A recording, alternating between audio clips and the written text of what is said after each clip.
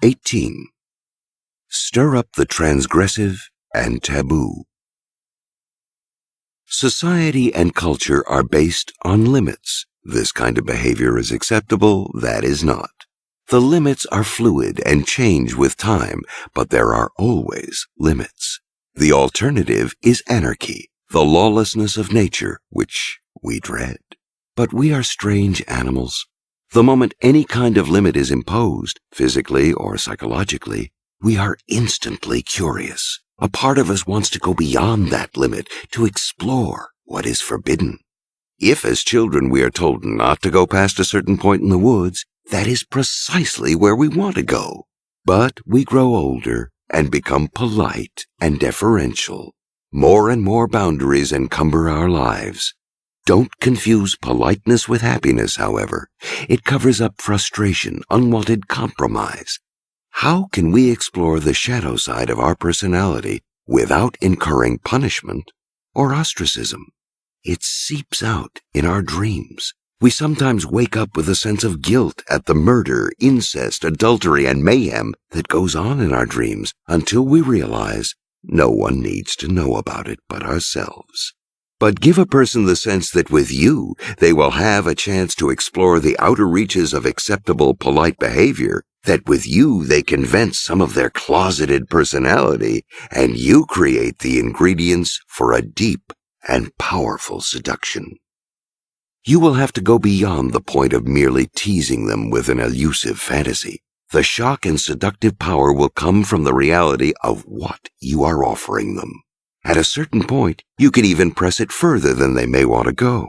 If they have followed you merely out of curiosity, they may feel some fear and hesitation, but once they are hooked, they will find you hard to resist, for it is hard to return to a limit once you have transgressed and gone past it. The human cries out for more and does not know when to stop. You will determine for them when it is time to stop. The moment people feel that something is prohibited, a part of them will want it. That is what makes a married man or woman such a delicious target. The more someone is prohibited, the greater the desire. George Villiers, the Earl of Buckingham, was the favorite first of King James I, then of James' son, King Charles I. Nothing was ever denied him. In 1625, on a visit to France, he met the beautiful Queen Anne and fell hopelessly in love. What could be more impossible, more out of reach, than the queen of a rival power? He could have had almost any other woman, but the prohibited nature of the queen completely inflamed him until he embarrassed himself and his country by trying to kiss her in public. Since what is forbidden is desired, somehow you must make yourself seem forbidden. The most blatant way to do this is to engage in behavior that gives you a dark and forbidden aura. Theoretically, you are someone to avoid. In fact, you are too seductive to resist. That was the allure of the actor Errol Flynn, who often found himself the pursued rather than the pursuer. Flynn was devilishly handsome, but he also had something else, a definite criminal streak.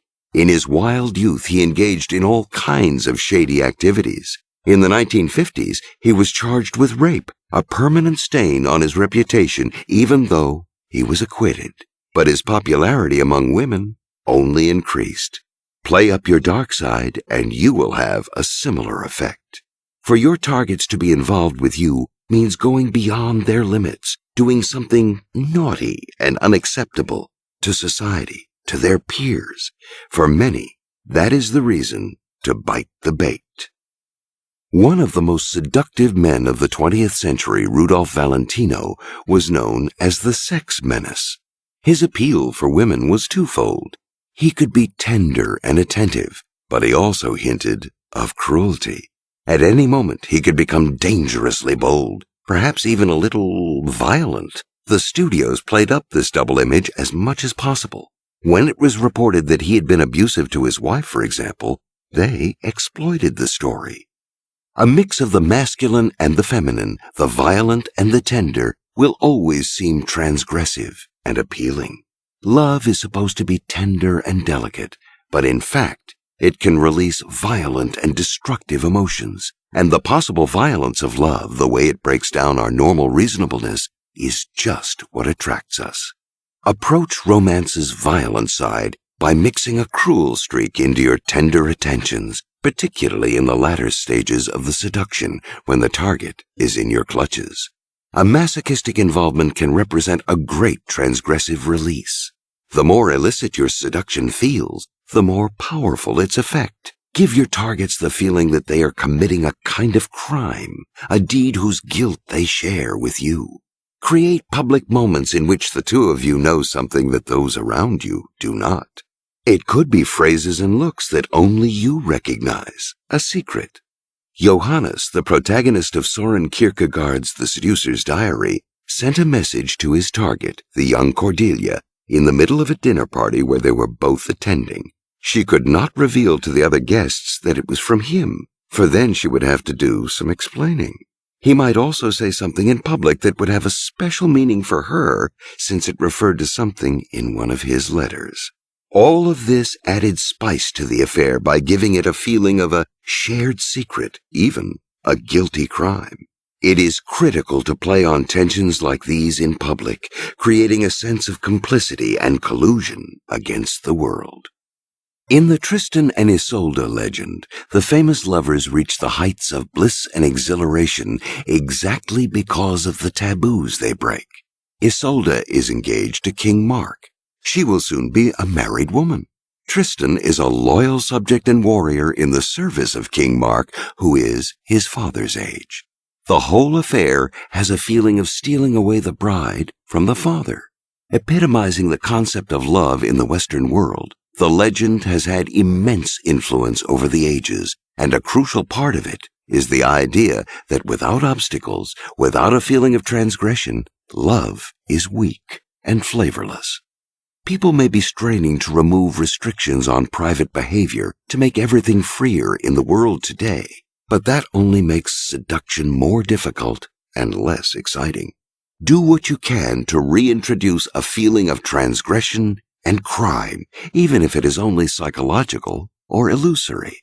There must be obstacles to overcome, social norms to flout, laws to break, before the seduction can be consummated. It might seem that a permissive society imposes few limits. Find some. There will always be limits, sacred cows, behavioral standards, endless ammunition for stirring up the transgressive and taboo.